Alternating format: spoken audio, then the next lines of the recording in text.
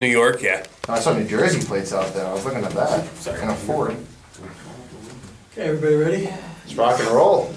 Okay, welcome to this week's Texas Roadhouse press conference.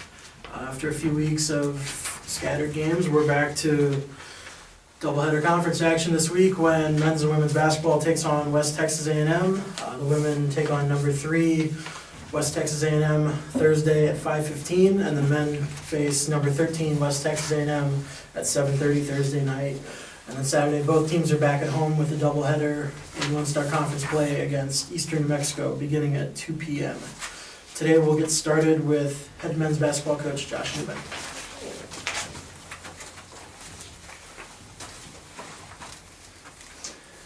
Well, we're obviously back after Christmas and New Year's. We've had 2 games in between, I think, the last time we all were together. And unfortunately, we didn't have success those last 2 games. Our last road game was at Lubbock Christian. Did not play well. I don't want to take anything away from Lubbock. They're a very good team, especially at home, and they played extremely well from start to finish. And unfortunately for us, it was just one of those nights. Sometimes the ball's just not going in the basket, or conversely, the ball goes in the basket every single time for them. And at one time, I think we were down as many as 30, and they were shooting 65%. And when you go back and review the film, we were actually there, they were just making shots. So that was just one of those games where you watch the tape once, and you figure out how to burn it, throw it away, trash it, and never look at it again. And then unfortunately the other night, we had a game here at home, and we did not play well. We got beat in overtime. Defensively, I was very disappointed with our effort, with our energy, and our pride on the defensive end. It wasn't anything to do with offense, but defensively, we just looked like a team that came back from a week-long break and then left our defense back at the dinner table for Christmas. So we got a big game, obviously, tomorrow versus West Texas, who I think right now has established that they're the team to beat in the league. I think they're top number 13 in the country right now, playing really well, playing with a lot of confidence. They're extremely disciplined on the defensive end. Offensively, they're going to shoot the ball a lot from behind the arc, but defensively is kind of where they hang their hat. So we need to get back to what we do, and hopefully we'll do that starting tomorrow. So, Coach, last press conference, whatever it was, 2 weeks ago, going into it, you were asked about, about this team's where their ranking and where they stand and everything, and you said, well, this Lubbock Christian game, then we could start talking. So obviously a little bit of difficulty since then. We're seeing that kind of difficulty. Where do you think the team stands now, in your eyes? I kind of answered that question that day you asked me. Do I think we're a top 25 team? I don't. I think we're a team that's developing. I think we're a team that's as we coined the phrase, process. We've got a lot to work on. Our schedule has been, beneficial to us. Out of the gate, we had some really tough road games. We had a lot of home games, and I don't think we know who we truly are yet. I think we're just kind of right now the middle of the pack kind of team. Now, I don't know if tomorrow will give us a good eye test either, because we're playing maybe the best team in the league. So I think here in the next 2 or 3 weeks we'll have a better identity. I know our defense has got to improve. And if that improves, then I like our chances of being in the top half of the league. So speaking on the defensive end, they had one, the last game, they had one player put up 40 points. Yeah. What?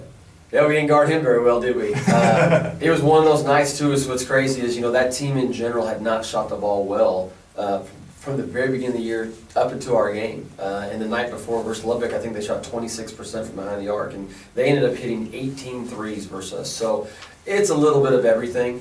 One guy, he sees the ball goes in, and all of a sudden the basket looks like the ocean to him. But we didn't do anything to take that out of him. So that's one of the things that was disappointing to me, is that we let a young man have a career night on us on our home floor.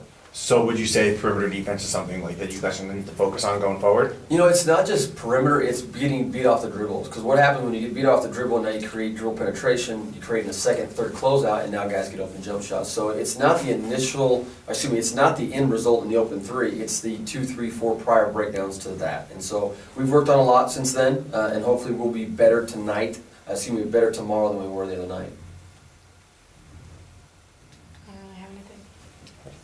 Do you have any resolutions for the team? Well, the goal, it's funny you say that. So we talked about being the best thing we can be right now. And sometimes people get caught up in the future and what are we going to do in league play, and they start talking about, so right now we're trying to be the best team we can be now.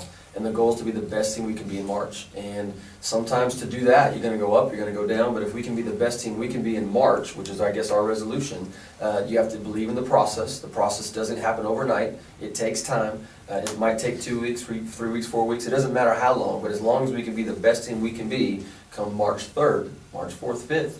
That's what it's all about for us. So our resolution is to get better every single day, starting with the present day. How do you keep your team from being frustrated after a couple games like that, where people just kind of shoot lights out? And Yeah, well, it's actually easier for them. I mean, kids today, they forget about everything. It's like Snapchat. I mean, how long does that last? 7 seconds? So social media, it's in and out before you even know it. They were honestly probably over it by the time they walked out the door. Now, as a coach, it's a lot harder. I mean, Christmas wasn't the best. New Year's obviously wasn't the best, so it's a little bit different for a coach, but honestly, as they look at it, you want it to burn, you want it to be uncomfortable, but they get over things pretty fast. and you're good with that? You're happy with that? No, I'm Or- not gonna say okay. good with that, but I think that's kind of how society is in general. You know, not to go on a political rant right here, but if you turn on the news and something devastating happens, 2 days later something else happens, and we've already moved past that, and that's unfortunate, honestly, that we don't remember and think about the things that have happened. Anything that happens 48 hours ago is a distant memory in our society, and I'm not a big fan of that. So I'm trying to help them understand it, but you're talking about a whole world that looks that way. So looking forward, one of the when a team is kind of in the middle of the pack, like you described this team, across all sports really, a lot of coaches get concerned that you kind of play to the level of your competition rather than the level of your actual team. Do you think that's the case right now?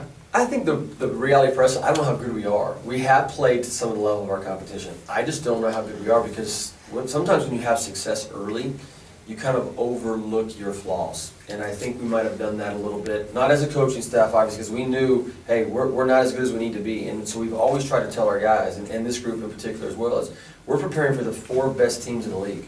We don't know who they are yet. So that's who you're preparing for. And so I think like anything, when you have success, you start to take some shortcuts, which is why I've always said when you have success, you actually coach your guys harder than when you're actually losing. I just got one more going forward. You said West Texas, one of the best teams in the league. What's the game plan going into the game against them? Yeah, well, first of all, we're going to be better defensively. We're going to have to withstand their physical presence. You know, defensively, they put a lot of pressure on you. They're in great help position. They're going to make you earn every basket. So I'm not so much concerned about us offensively unless we're going to be soft. But defensively, we're going to have to withstand those runs. And they're a team that has been to the championship the last couple of years, Sweet 16, Final Four. Right now, they believe that's their mojo, not to steal the term mojo, but that's who they are right now, and they believe in that. So we've got to make sure we understand, we've got to implement, you know, who we are in the game and not let them feel like they can come in here and have a lot of success. Works for me. Thanks, Coach. Thank you. Sneak out of here. Okay, next Try up to is go coach the women's team. basketball. Have fun. All right. Behind me in the post, man. There you go. Thanks, guys. Thank you.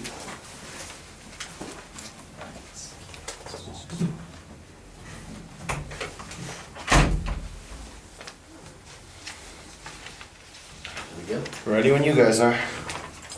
Yep. All right. So, Coach, I guess just how you feel after that last one? Obviously, a nice sizable one for this team, and I'm sure one that kind of felt good for them given some of this adversity they fought through early in the year. It was a great way to come back. Yeah. You know, really the last 3 weeks we've had with them has been really good. You know, I don't think the level of the competition in our last 2 games is what we're going to see in the Lone Star Conference, honestly. But we needed to put the pieces together and see the ball go in the basket. And I feel like we're bought in and we're locked in. And so that is encouraging confidence going into number 3 in the country. All right, so like you said, number 3 in the country Yeah. coming up. What's the attack? Well, we need to limit, they're one of the best shooting teams in the country. And then when they do miss, they have a 6'5" center to go get it and put it back. So limiting their attempts when they do miss is going to be huge. And for us to get high quality shots and take care of the basketball. So we have a lot of things that we have to focus on to have a chance to compete, but that's our goal, is to compete with number 3 in the country.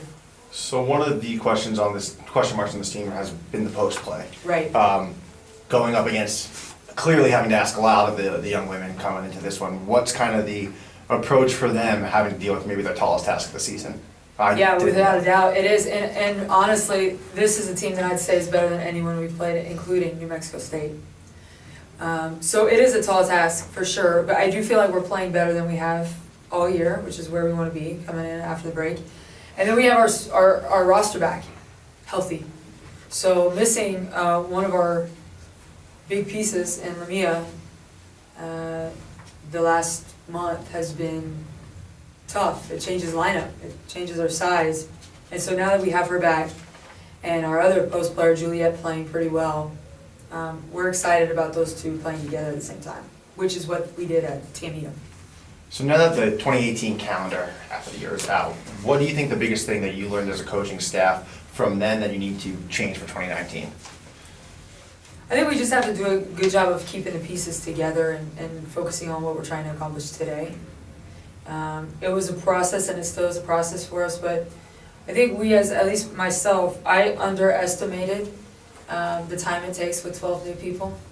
And still underestimate, we want to win right now and we want to have it click right now, but we weathered the storm together, and I think that this is a high character team that was going to respond at some point, so I'm glad that we responded once already. And this is going to be a tough week for us. Number 3 in the country and then another regionally ranked team on Saturday. So we understand we're going to be tested, whether that is in a form of adversity with the outcome of a game or a quarter or a big run. And so we hope the growing process for us, where a month ago we would have allowed a 12-point run to happen, hopefully we can shorten that to a 6-point run. And so we're hoping to see those type of growing moments during this week, which will be our toughest week, and we know it. And our players are locked in. I think they are mentally exactly where they should be going into this week. We've had a great 3 days of practice. I have not said that about this team before, since October 15th. So we're excited about the progress, and hopefully we can continue to compete. Do you credit some of that to the break, that they kind of had a chance to kind of tap back into why they're doing this and stuff like that? Some of it, absolutely. I do think that having a good win before the break helped coming back. We left with some confidence, and we left doing some great things in the community just as a team. And so when we left, we wanted to pick up where we left off. And I always think the break could be beneficial for teams, or it could hurt with momentum. For us, I do feel like it was great to end it well and then to bring it back well, and now we'll see what it's like going forward. But I do think seeing some confidence with where we were to where we are is very helpful going forward. What are you, kind of keeping in mind, coming off the break, and as you mentioned, not just playing a really good team coming up, but kind of getting back into that flow, 2 games in a week, got to turn the page quickly instead of having, a week and a half in between these games. What are some of the things you're kind of talking with your team about that, just kind of getting back into the flow? Well, we like routine. So we played 2 days after we were able to practice to get back on our schedule, which is we played Saturday, we got to rest Sunday, 3 days to prepare for Thursday, 1 day to prepare for Saturday. So I like routine. I like them to know what they're doing when and what to wear and everything, so they can focus on doing their job. So this, for us, feels like a normal week with just a little bit more time in the gym and a little bit more time together, because we have that luxury with no classes for now. So I think to play this week, these games, on a week where we don't have school at home, really benefits our team. Cool. Thanks, Coach. Thank you. Happy New Year. Happy New Year to you guys. And women, men and women.